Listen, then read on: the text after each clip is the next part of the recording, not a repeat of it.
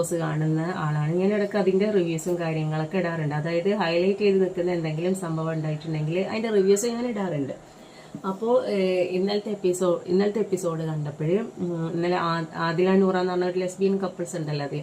അപ്പോൾ അവരെന്ത് ഉദ്ദേശത്തോടാണ് big boss കൊണ്ടുവന്നത് എന്നുള്ളത് മനസ്സിലാവുന്നില്ല കേട്ടോ. അവരെ റേറ്റിംഗ് കൂട്ടുക അതായിരിക്കും ചിലപ്പോൾ മേ ബി അവരുടെ ഉദ്ദേശം എന്ന് പറഞ്ഞിട്ടുണ്ടെങ്കിൽ. പക്ഷേ ഇത് എന്നൊക്കെ ബിഗ് ബോസ് എന്നൊക്കെ പറഞ്ഞാൽ പിന്നെ 3-4 തലമുറയിൽപ്പെട്ട ആൾക്കാർ 3-4 തലമുറ കാണുന്ന സംഭവങ്ങളാണ് ഈ ഒരു ബിഗ് ബോസ് എന്ന് പറഞ്ഞിട്ടുണ്ടെങ്കിൽ. അപ്പോൾ അതിൽ ഈ കുട്ടികൾ ഇങ്ങനെ ചോദിക്കും ഇവരെന്താ ഒന്നിച്ച് ബാക്കി എല്ലാവരും ഇങ്ങനെ വ്യവഹാറാണല്ലോ എന്നുള്ളതിൽ. അപ്പോൾ നമുക്ക് എക്സ്പ്ലെയിൻ ചെയ്ത് കൊടുക്കാൻ കഴിയില്ല. അത്രയും ചെറിയ മക്കളൊക്കെയാണ് ചോദിക്കുന്നത് എന്ന് വെച്ചിട്ടുണ്ടെങ്കിൽ ശരിക്കും ഇതുകൊണ്ട് ബിഗ് ബോസ് അവർ ആ റേറ്റിംഗ് കൂട്ടാന്നല്ലാതെ അവരും സമൂഹത്തിന് എന്തെങ്കിലും നല്ലതായിട്ടുള്ള എന്തെങ്കിലും ഒരു മെസ്സേജ് ഒക്കെ പാസ് ചെയ്യാനല്ലേ ഇങ്ങനത്തെ ഒരു ഷോസ് ഒക്കെ.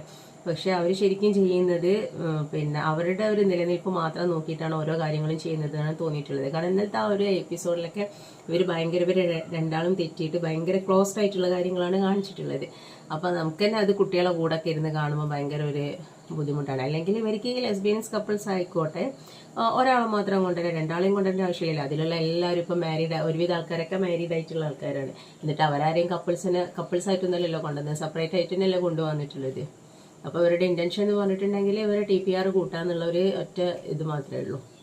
ഞാനിപ്പോൾ ആ ഒരു വന്ന് ബിഗ് ബോസ് എന്നുള്ള ആ ഒരു പരിപാടീൻ്റെ തന്നെ സ്റ്റാൻഡേർഡ് കുറച്ച് കുറഞ്ഞ പോലെയാണ് തോന്നിയിട്ടുള്ളത്. കാരണം നമ്മൾ വിചാരിക്കുന്ന കാര്യങ്ങളൊന്നും അവിടെ പിന്നെ ചോദ്യം ചെയ്യപ്പെടുന്നില്ല.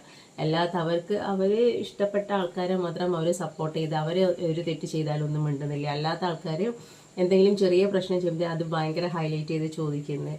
അപ്പോൾ ഇപ്പോൾ പരിപാടി കാണാനുള്ളൊരു ഇൻട്രസ്റ്റിനെ കുറഞ്ഞു വന്നിട്ടുണ്ട്. കഴിഞ്ഞ എപ്പിസോഡിലേ അത് പോയതാണ്. പിന്നെ കഴിഞ്ഞ എപ്പിസോഡിനെ സംബന്ധിച്ച് നോക്കാന്നുണ്ടെങ്കിൽ ഈ എപ്പിസോഡ് കുറച്ചെങ്കിലും ഭേദമാണ്, അത്രേ പറയാനുള്ളൂ.